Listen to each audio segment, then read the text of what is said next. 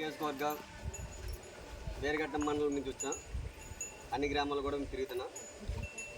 ముఖ్య ఉద్దేశం ఏంటంటే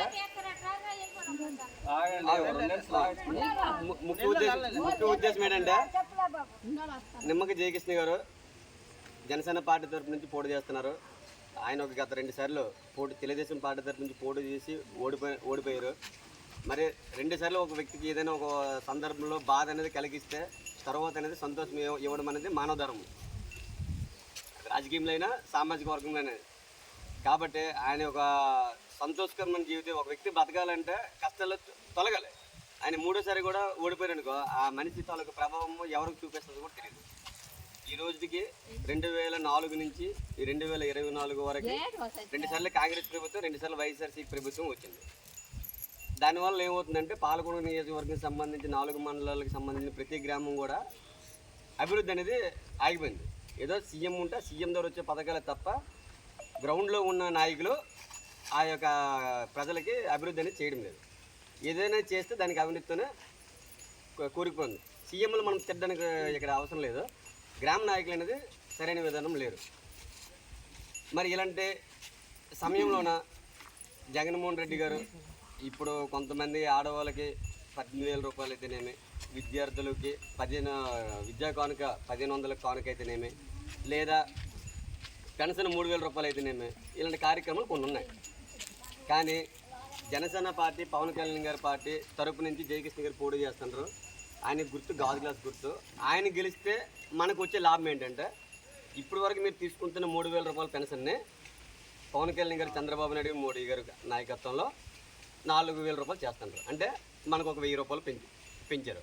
అలాగే మన ఇంట్లో కానీ మన ఊర్లోకి కానీ సంబంధించిన వ్యక్తులు వికలాంగులు, కన్ను కాలు బాగాలని వికలాంగులకి వాళ్ళకి కూడా 3,000 పెన్షనే కదా. 6,000 అప్పుడులో 3,000 రూపాయలు పెన్షనే కదా, వాళ్ళకి 6,000 రూపాయలు చేస్తున్నారు.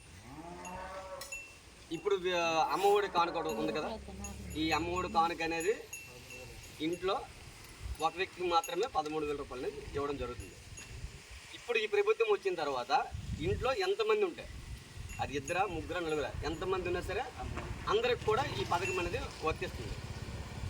అలాగే మన ఇంట్లో మనము స్టవ్తో, గ్యాస్ బండతో వెలిగించుకొని కొన్ని పనులు పూర్తిగా చేయలేము. ఒక గ్లాసు నీళ్ళు వేడి చేయాలన్నా, చుట్టాలందరికీ మనము ఐటీటీకి గ్యాస్ బండ్ వెలిగించాలన్నా సరే ఎక్కడ 1,100, 1,200 రూపాయలు గ్యాస్ బండ్ ఐటీటీకి మళ్ళీ కొనాలని చెప్పి పొదుపుగా వాడుతున్నాం.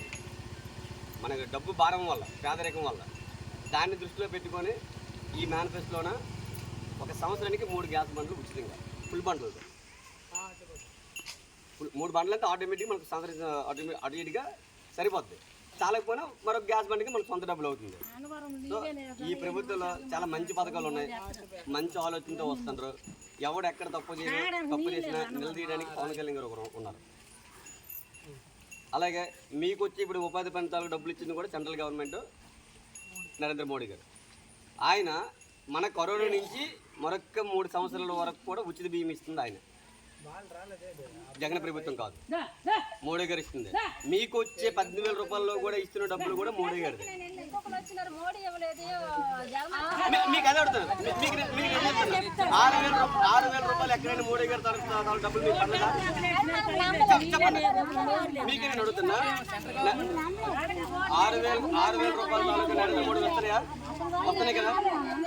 వస్తున్నాయి కదా. బియ్యం ఎక్కడికి వెళ్ళేసారా, నరేంద్ర మోడీ గారు డబ్బులు బియ్యం ఇస్తుంటారని మీకు తెలుసు కదా. సో ఎవరో చెప్పడం కాదు, మీకు నిజమని తెలుసు. కాబట్టి ఇప్పుడు అన్ని గ్రామాల్లో తెలిసిపోయింది మోడీ ఏం చేస్తాడు. అది రెండు ఓట్లు ఉంటాయి. ఒక ఓటు గాజు గుర్తుకి వేయండి, ఇంకొక ఓటు కళాపూర్కి వేయండి. మోడీ గారి రుణం కూడా మనం తీసుకోవాలి. మోడీ గారు చిన్న చేయలేదు పథకాలు ఎన్నో ఏళ్ల తరబడి మన దేశంలో ఒక భాగమైన కాశ్మీర్, పాకిస్తాన్ తీసుకుంటే ఆ పాకిస్తాన్ సమస్యని అతి వేగంగా, సున్నితంగా ఆ జెండాని, జాతీయ జెండా పెట్టేసి ఈ కాశ్మీర్ మన దేశం అని చెప్పేసి లాక్కున్న వ్యక్తి నరేంద్ర మోడీ గారు. దేశం కోసం ఎన్నో చేసిన వ్యక్తి. రాష్ట్రం కోసము, రాష్ట్ర అభివృద్ధి కోసం ప్రజలే బాగుండాలని చెప్పేసి అనేసి ఈరోజు పవన్ కళ్యాణ్ గారు ఒంటరిగా 170 స్థానాలు పోటీ, పవన్ కళ్యాణ్ గారు ఒంటరిగా 170 స్థానాలు పోటీ చేసే తత్వంగా తగ్గించి.